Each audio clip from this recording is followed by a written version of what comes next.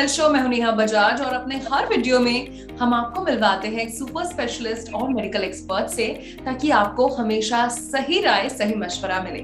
और आज जी money health show में हमारे साथ जुड़ रहे हैं डॉक्टर शैलेश पांडे जो कि एक ईएनटी सर्जन हैं, कई सालों से प्रैक्टिस कर रहे हैं और डायरेक्टर है प्राइम ईएनटी क्लिनिक जो कि अंधेरी वेस्ट मुंबई में है। डॉक्टर पांडे, आपका बहुत बहुत स्वागत है जी मनी हेल्थ शो में।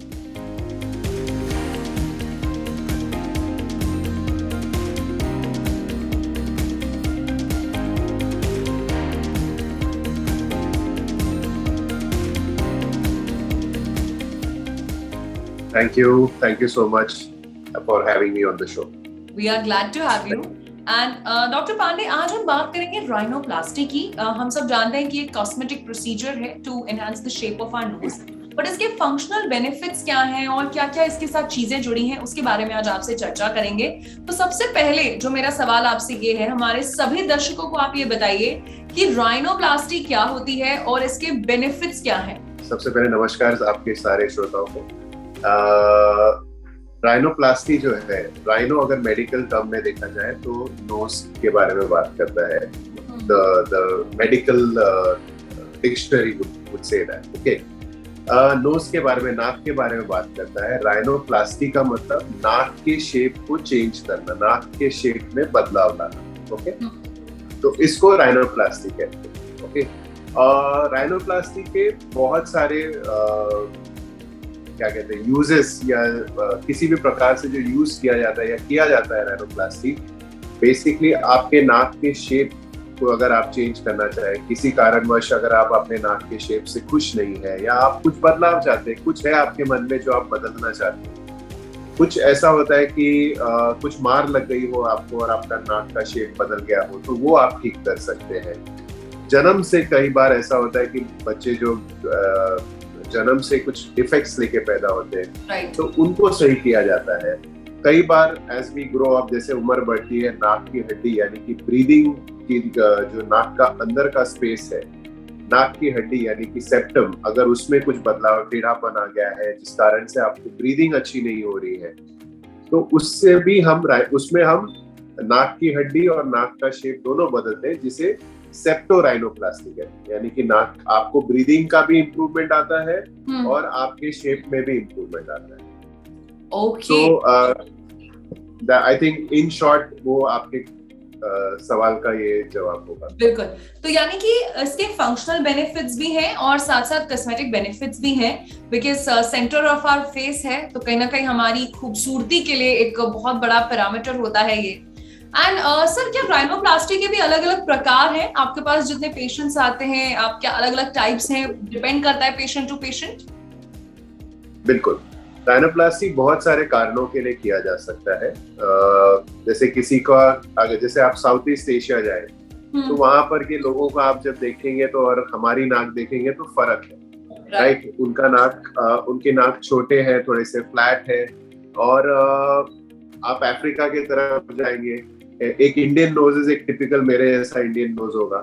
अफ्रीकन नोजेस जाएंगे तो थोड़ा ब्रॉड बेस्ड होगा। यूरोपियन जाएंगे तो थोड़ा पतला और एक्वालाइन नोजेस होगा। सो बेसिकली राइनोप्लास्टी जो है, आपके अगर सपोज आपका नाक बहुत छोटा है और आप नाक खुश है उससे, तो उसको नाक के शेप को बढ़ाने के लिए, यानी कि ऑगमेंट करने के लिए, छोटी नाक है तो उसको बड़ा करने के लिए, बड़ी नाक है, बहुत एक्सेप्शनली बड़ी नाक है आपकी, तो आप चाहते हैं कि नहीं ये थोड़ा छोटा हो जाए, मेरे फेस के शेप के साथ मैच करे, तो उसको रिडक्शन यानी कि उसकी साइज छोटी की जा सकती है। तीसरा है क्रुकेड नोज, यानी कि आपका नाक का शेप ही टेढ़ा है पूरा और आप उसे सीधा करना चाहते हैं, तो देन आपको क्रुकेड नोज के लिए राइनोप्लास्टी आप करा सकते हैं।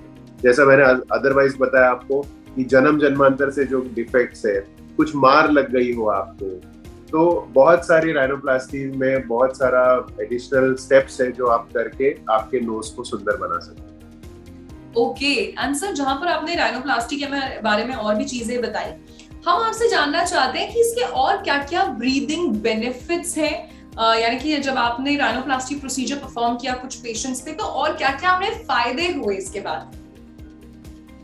देखिए, सबसे पहला डेफिनेटली ब्रीदिंग में इम्प्रूवमेंट आता है। अगर आपकी नाक, सांस आप नहीं अच्छे से ले पा रहे हैं तो काफी हद तक ब्रीदिंग में इम्प्रूवमेंट आता है। आजकल हम लोग कई पेशेंट्स को एलर्जी भी होती है, जिससे नाक से पानी छींके वगैरह काफी होती है, तो एक प्रकार का लेजर ट्रीटमेंट जैसा करके नाक के अंदर जो टर्बिनेट या मस्से होते हैं उसको भी लेजर से श्रिंक किया जाता है। तो कुछ हद तक आपकी, I won't say directly, but कुछ हद तक डेफिनेटली एलर्जी में भी मदद करता है। ओके, एस्थेटिक करेक्शन यानी कि नाक की सुंदरता बताना, उसमें बहुत, of course that we have already spoken. तीसरा बट सबसे जो इम्पोर्टेंट है एक्चुअली, एक इंसान का सेल्फ कॉन्फिडेंस है। एक इंसान की एक जो सेल्फ कॉन्फिडेंस जो देता है, जब आप अपने अंदर से एकदम खुश और अपने आप से खुश और अपने लुक से खुश फील करते हैं, तो ऑटोमेटिकली आप ज्यादा पॉजिटिव है अपने लाइफ के आउटलुक में, आप ज्यादा कॉन्फिडेंट है अपने लाइफ के आउटलुक में, एंड क्योंकि आप अंदर से खुश फील कर रहे हैं। एंड ट्रस्ट मी, आप जिंदगी में बहुत आपका अच्छा ना चल रहा हो, लेकिन आप अंदर से खुश फील कर रहे हैं, तो आप बुरा समय भी अच्छी तरह से निकाल सकते हैं। आपने बिल्कुल सही कहा और बड़ी अच्छी बात भी आपने बताई। आंसर ऐसा है क्या कि राइनोप्लास्टी के बाद जो हमारे फेस का एक नेचुरल लुक है, नोज का एक नेचुरल लुक है, वो पता लगेगा कि कुछ आर्टिफिशियल है? क्या वो लुक ड्रॉप होगा? एक्चुअली देखिए, ये इट्स अ वेरी वैलिड और बहुत अच्छा सवाल है। कई साल पहले तक प्लास्टिक सर्जन्स या ईएनटी सर्जन्स भी जो भी राइनोप्लास्टी कर रहे थे, हम सब ने सीखा है, साइंस हैज इवॉल्व्ड। वक्त के साथ हम भी डॉक्टर्स भी सीखते गए, नए नए टेक्निक्स आते गए, हम भी स्टूडेंट रहे मेडिसिन के, और हमने सीख के आगे बढ़े।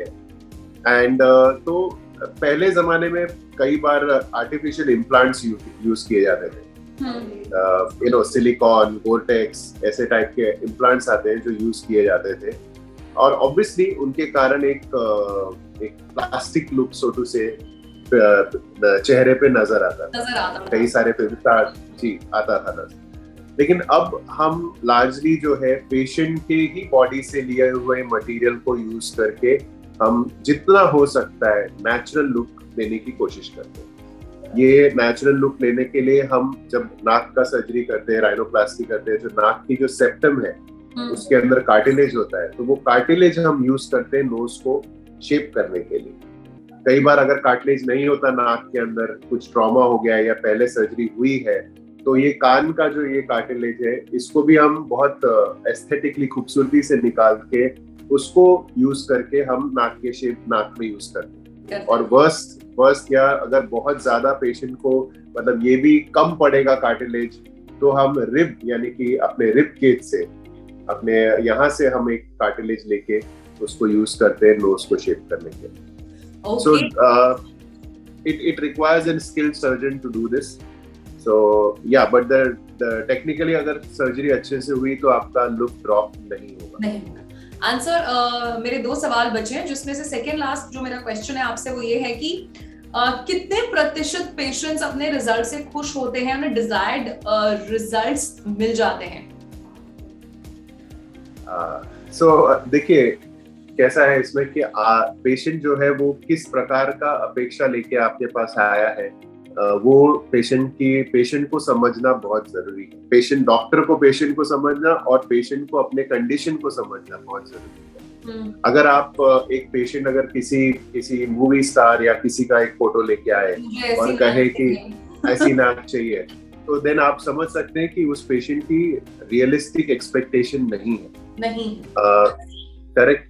और दूसरा है कि patient selection from the doctors point of view, अगर हमारा पेशेंट सिलेक्शन अच्छा हो, अगर हम अच्छी तरह से पेशेंट को समझा पाए कि आप क्या रिजल्ट एक्सपेक्ट कर सकते हो, हम क्या डिलीवर कर सकते हैं, तो आई थिंक हम दोनों पेशेंट और डॉक्टर एक ब्रिज पे, एक मिड पॉइंट पे मिल सकते हैं, and you can say that yes you can have a good result.